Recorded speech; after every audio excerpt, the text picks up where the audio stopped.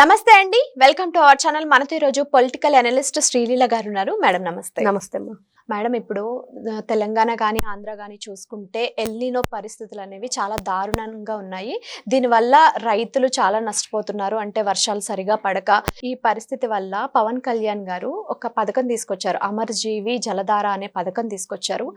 ఇది ఎక్కడ తీసుకొచ్చారు, అలాగే దీనివల్ల రైతులకు కానీ ఎలాంటి ప్రయోజనాలు ఉంటాయంటారు? సాగునీటికి కానీ ఇక్కడ తాగునీరు సాగునీరు రెండింటికి కూడా మరి ఉపయోగకరంగా ఉండాలి. ముఖ్యంగా మీకు సాగునీరు అంటారా, ఇప్పుడు వరేసామనుకోండి, అది ఓన్లీ వాటర్ తోనే పండే పంట.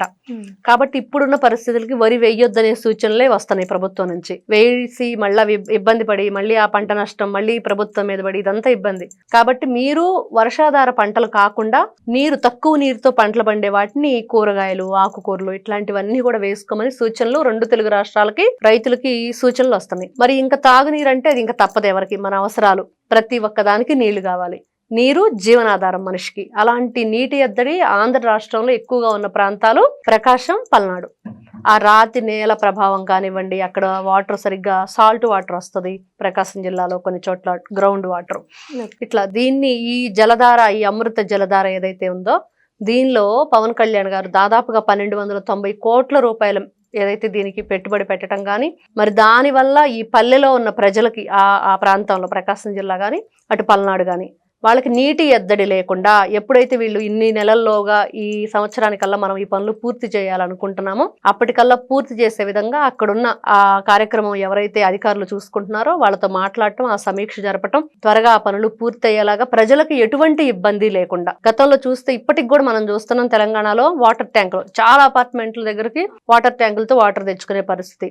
అక్కడున్న బోర్లన్నీ ఇంకా ఇంకిపోయినాయి, నీళ్లు లేవు. మరి పల్లెటూరులో ఒకప్పుడంటే అసలు ఆ గేదెలకు కానీ అక్కడున్న పశువులకి నీళ్లు పెట్టాలన్నా కూడా దొరకని పరిస్థితి.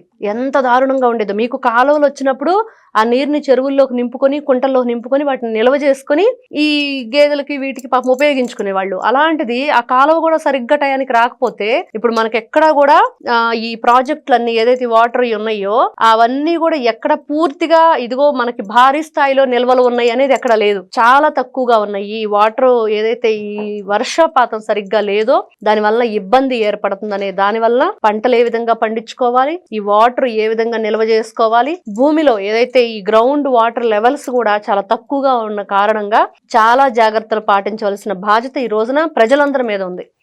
ఎందుకంటే మన మనుగడ జీవనాధారమే ఇది.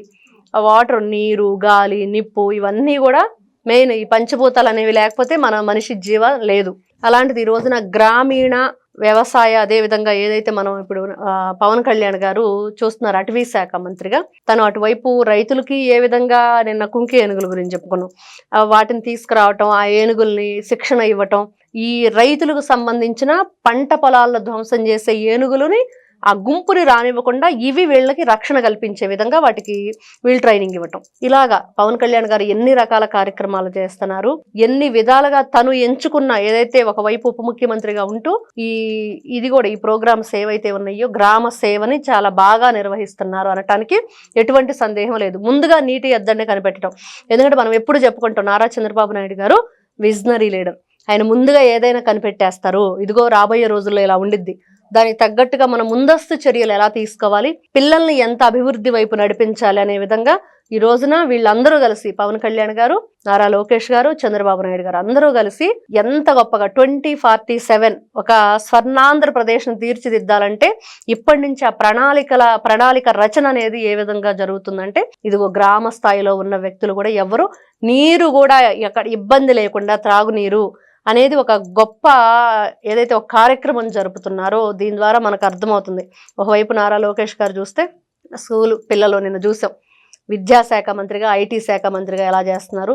ఒకవైపు చంద్రబాబు నాయుడు గారు ఆయనే చెప్తున్నారు, గొడవ చేసి లోకేష్ ఇదిగో ఇది తీసుకున్నాడు విద్యాశాఖ మంత్రిగా, అది నాకు తృప్తినిచ్చింది తను చేసిన కార్యక్రమాలు చూసిన తర్వాత. ఇలాగా అందరూ కలిసికట్టుగా పనిచేస్తే ఏదైనా సాధించగలరు అనటానికి నిదర్శనంగా వీళ్ళు చేసే ప్రతి పని కనిపిస్తుంది.